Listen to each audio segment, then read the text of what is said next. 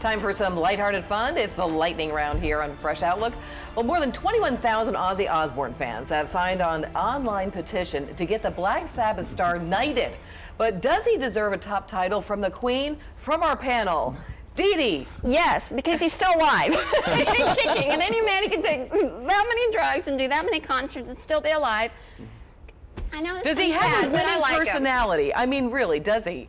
In his own odd, bizarre way, probably yes. Believe it or not, I kind of like the fact that he's so odd. He's beyond the pale of reason. Not a knight, though. Please. I mean, let's Well, take it. I was going to say, does it tarnish the knighthood, if we will? Look, I mean, culturally, whether you like Black Sabbath or not, I personally like some of their songs. What you do have to admit is that it was a genre-changing contribution to post-World War II culture, much like the Beatles were. Sure. The Beatles were the founders of modern rock and roll.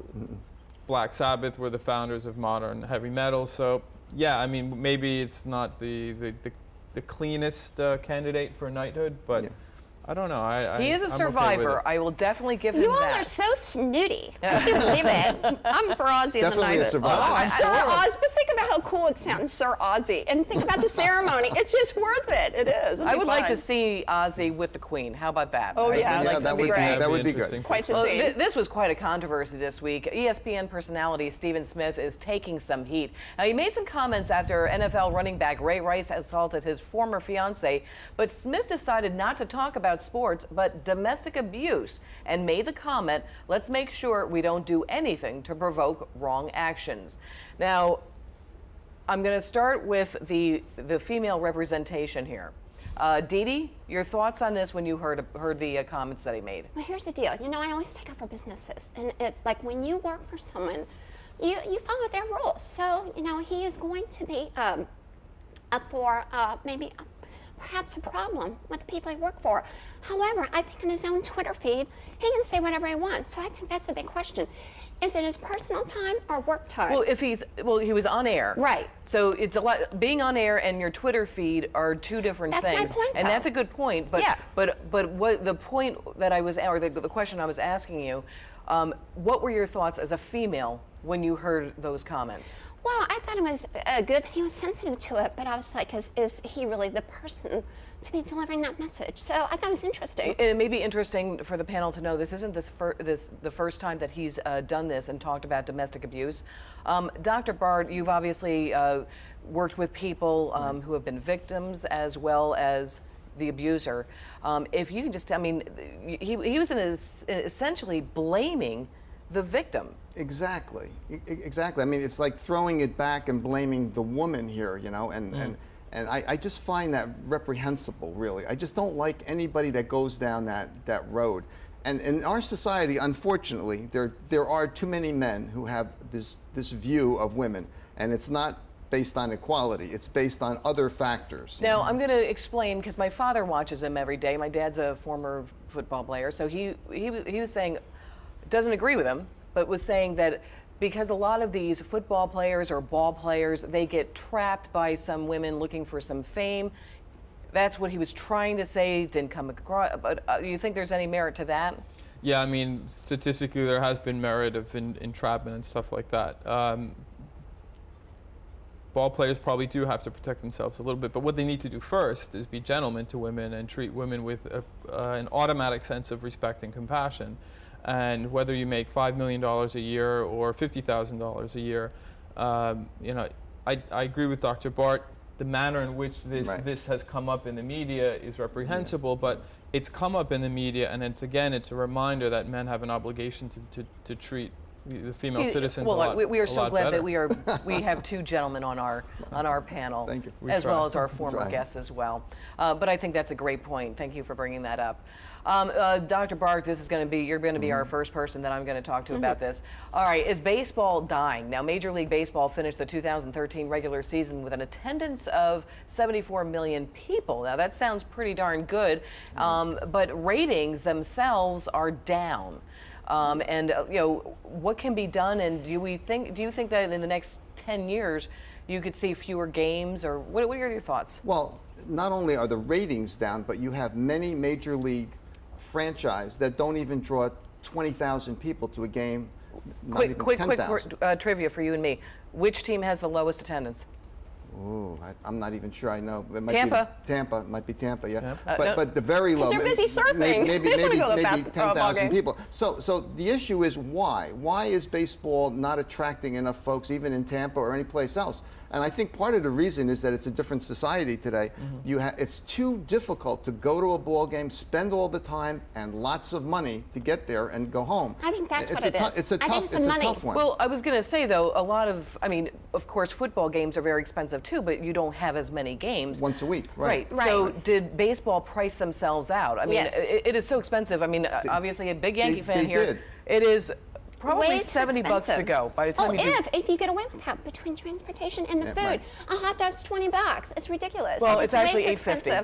but I don't know that much about baseball. I didn't really grow up with it that much. My brother played it. I never really did. But I think adding to these low figures has been the wildly popular World Cup, the FIFA World Cup, which Yes. was, you know, the U.S. Unfortunately didn't get past the round of 16. That would have been fantastic. But you know, what a lot of the sports writers are writing about Americans' interest in the World Cup is really positive. It's just, you know, exploded. Well, it's a factor, but there's a trend. There's a downward trend for many franchises where people are just not going to the ballpark. And that means something. And what I say is a new strategy is needed by Major League Baseball. Well, but Games what's seem too expensive. But what's also interesting is that the minor league games, the attendance is up because it is a fun day. Cheaper. It's a fun day for if you Closer have travel, little, too, and yeah. little kids and stuff like that. It's just an easy day and a nice day, and I think it's fantastic to I go to agree minor with league you games. on Still love baseball, but agree that they have to start thinking about their pricing. This month, we also saw a new, super banana. It began being tested on humans.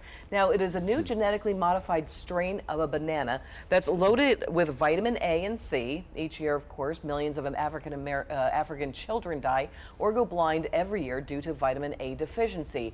It could go on sale in 2020. Now, there's so much controversy between these genetically modified fruits, vegetables, everything like that. You like the idea? I mean, obviously, it can save lives. It can stop children from going blind. Anybody? I've got shaking heads here. No, No way. Let me chime in first. As someone who's worked in global development, you know, there are several different key foci within global development efforts, the UN and many other regional bodies. But there are some of the standard responses to global development work. One is poverty reduction and food security, and these things go hand in hand.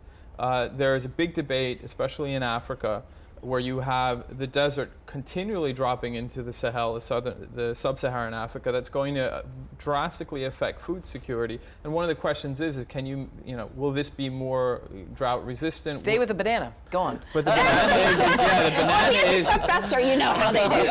Sorry for Wait, let him finish. No, the banana. I don't know. There is a big debate in Africa in terms of are GMO or genetically modified foods, do they support food security or not? In some cases, is it more important to have GMO or is it more important to have naturally created foods but higher food security? Short answer. A natural feeling I have is negative about this. But on the other hand, I think that I'm being more pragmatic. I think if it works and if it helps save lives, well, then so be it. We just don't know what it does to the next Yeah, we generation. don't know. No fake bananas. Go for the real thing. Okay. They're very healthy. There's a lot of nutrients in a banana. And there's a few nutrients in ice cream. I just wanted to wish Thanks for the news flash, Mia. This week, August 4th, is National Ice Cream Sandwich Day. Now, I don't know, sometimes I look up little trivia pieces, but I just wanted to wish you all a very, very happy Another National Mia Ice piece. Cream Well, I just said Sandwich. that. And then we do have one final thing that we want to talk about because, why not? Let's go to the movies, everybody. Sharkanado.